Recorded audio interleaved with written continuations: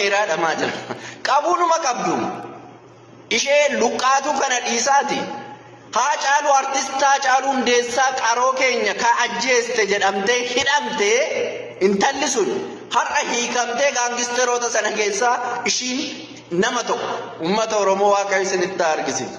Haaceen lubbuun isaa badee irraanfatamee jira.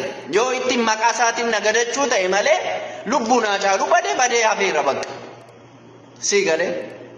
Amma mucaan kun kana dalagee harka ofii keessan harka keessaa qabdu as baastanii uummatatti akkamiin akka inni qaban maal gochaa akka inni ture eenyu akka isaan qindeesse akkamiin baas ture isinuttu qama waan ta'eef akkamitti baasu awwaaltanii achi ciibsitanii qallabuudha hojiin keessan sinii galee tuffii isin uummata Oromoof qabdan uummanni Oromoo isin tuffattan uummanni Oromoo isin halkanii guyyaa kunaanii argisiisaa jirtani kun uummata dhalasaa itti dhabee lafeesaa itti dhabee dhiigasaa itti dhangalaasee aangorra isin baase irratti gaangisteroota maayimii sammuu ishee yaaduu hin dandeenye tuultanii maqaa shawaa jettanii itti moggaastanii tuultanii uummatuma shawaa uummatuma Oromoo ficcisiisaa jirtu nu harkatti.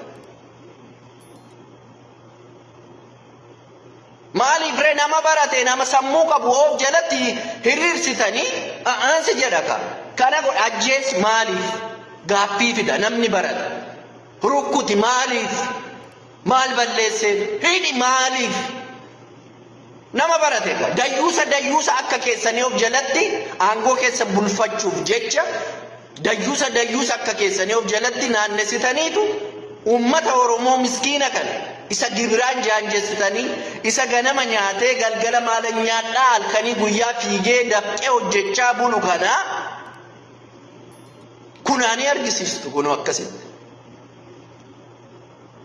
akka titiisaatti nu lakkootani amma enna nuti iyyinee ummata keenyaaf sagalee ta'a tuffiidha kuni tuffii ummata Oromoof qabdani kun mangistiin akka barbaade jabaa yoo ta'e Mangistuu Hayilamaariyaam caalaa jabaan hin jiruni ennuun kufe sitti nima. Bulchiinsi magaalaa Amboo akka qaama kaasahee hin beeknetti ibsa baase. Namichi kaasahee jedhamu to'annoo seeraa jala oolee jedhe. Har'a naannoo sa'aatii booddee konkolaataa dhuunfatiin jaloota isaa faana maafiyaa isaa faana nama 7 faana gara Finfinneetti akka ergite odeeffannoo hin qabne baay'ee. Karasiin karaa moyyaalee akka ba'aniif maaliif sagaleen uummataa oo'aa jira Amboo keessallee ijoolleen dudubbachaa jiran kana waan ta'eef nama 7 faana walitti qabdee konkolaataa dhuunfatiin situu Finfinneetti ergee poolisiin federaalaa to'annoo jala oolche odeeffannoo akkasii hin qaba akkam taataam kaleessa inni ijoollee reebee ijoollee dararee badii tokko hin qabnu nuti homaan goone jedhanii Polis dhaabaa dhaqanii yoo himatan deemaa isa faana fixadhaa jedhaniiti seerri abbaan kanaa isaan hin jedhu dhabame isaan deebisa ture. Ijoollee bara 2007 bara 2008 isa faana reebamaatu bahan amma inni abbaa ta'ee mootummaa itti ta'ee isaan reebaa jechuudha. Gadhee bulchiinsi magaalaa Amboo uummata saniif hin malu kaadireen achi jirtu hundeedhaan buqqaatee ka'uu qabdi. Namni maafiyaa of jalatti ijaaree ummata dararsiisu bulchaa ta'uu hin danda'u ummata sana hoogganuu hin danda'u daaseet bulchiinsi magaalaa Amboo jechuudha tuffiinati ummata kanaa qabdu aarsaas kaffalchiisa boru hin argita maaliif wambadoota kee kana qaamni seera jala oolchu Amboo keessa dhabameet naannoo biraatti to'annoo seera jala oolan miti poolisiin hin jiru poolis dhaabaan hin jiru miti Amboo keessa Intini South Africa, Libya godhatta miti Amboo. Qaamni nama yakka hojjete seera jala oolchu Amboo keessa hin jiru. Kanaaf achi deemanii qaalitti itti qabaman. Qacam anis si qacam kaleessa modeen gadda viidiyoo waraabdee garee 120 keessa akka hin jirre uummata kanatti waakkachaa kakachaa turte yoo qabaatan ragaa fida nagaafadhaa jechaa turte waa malee suuraa kee poostiin goone ani.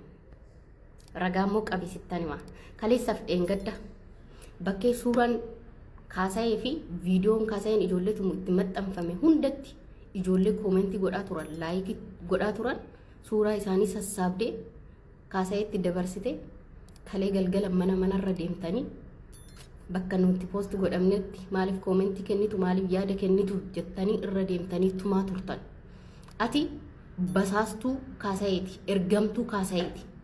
Garee 120 keessaa dubartoota meeqa akka waraante Ambootti, ijoollee meeqa akka shugguxiin doorsistu, sababa keetiin ijoolleen meeqa Amboo gadhiisanii akka deeman odeeffannoo nan qabaa jechuudha. Ergamtitti akka dubartiitti sittaasaa gadi galtu zaqqii hidhatte san hiikadhu natti as kenne anatti hidhata. Qabisi uffadhu akka dubartii fiizikaalii dhiirarri odoo qabaatte bar rootoo dhugaa rabbii jechuudha. Ati nama dhiirummaa kee kabajaan ofirraa fuudhee gurgureedha. Maallaqaan kan ergamtu ani kanan beeku dubartiidha. Ilmi dhiiraa tokko akkamitti aangoo da'oo godhame maallaqaan bitame lammii isaatti roorrisa. Akkamitti soo dhiiraati gadi galtu maallaqni isin lammii keessan darartanii ilma biyya keessaniitti akkasitti roorristanii daa'ima nyaattee waa garaan qabne ilmaan hiyyeessa akkas gootanii maallaqni isinii kaffalamu isinii nyaatama. Marzii isinitti haa ta'u nama miti dacheen irra deemtan sinaa gantu isin jechuudha. Balaa makiinatiin dhumaa. Eengadda taatee obbo Waaqoo Kadiir irratti baaleetti ta'e balaaleffata. Afakkaatu daaran daakuu kan sobee addaatu. Yakkamaa balaaleffatu arganne amma goobas garee ajjeestee ajjeesiftuu. Si miti kaasa'ee jala deemee kan Ambootti ijoollee doorsisu. Cuubeedhaan, shuggutiidhaan. Kaleessa manatti ijoollee tumaa bultanii har'aas baatee shuggutii dugda keessa godhattee sirbita. Surree kee fannisi doorsisi deemiti. Namni lama sin duuba dhaabbatee shuggutii sinitti qabee tokko kaameraa sin waraabaa nama tokko yoo tumtan dhiirummaa miti. Dhiirummaan akkasiin jiru. Anaa dubartii tanaan odoo wal tumte yeroo lama ona dhoofte takkasii kabaduu hin dadhabu. Dhiirummaan akkasii dhiirummaa miti. Dhiirri Amboo jechuudha. Roorrisaadha. Diinatti roorrisa. Lammii isaatti roorrisu. Ilmaan isaatti roorrisu. Sanuu maallaqaan bitamee ergamu. Amboo keessatti nama ati gurra murte moo nan beeka. Ilma Oromoo abaluu jalatti koomentii kennin jettee nama ati gurra irraa murte nan beekaan. Odeeffannoo nan qaba. Guyyaa tokko immoo inumaan maxxansa. Nama akkasiitu nu faana miidiyaa fayyadama. Nama akkasiitu nu faana asirratti afaan Oromoon waliin haasa'a. Nafxanyoota isin argitee nafxanyaa Oromoo keessatti guddatteedha. Oromoo akkana godhuun agarre waan ta'eef because Oromoo akkanatti ilma Oromoo tokkorra bahee sanuu nama irreen qabne akka diinatitti kaleerra dhaabbatu akka sanyiin arganneef diina isin. Kaasa'een hanga ammaa seera jala hin oolle kaleessa galgalallee mandara keessa deemee ijoollee tumaa ture. Roorristoota shiftaadha abbaa fe'anitti roorrisan. Nama isaan mormu arginaan kaan cuubeedhaan kaan shuggutiidhaan kaan akkuma argitan hin tuman. Tokko viidiyoo waraaba dhaabbate tokko lama shugguxii baasee dhaabbata tokko hin tuma. Kaasa'ee namichi jedhamu bineensa naatoo namaa kan hin qabne shiftummaan isaa har'arraa miti durirraa kan beekamedha.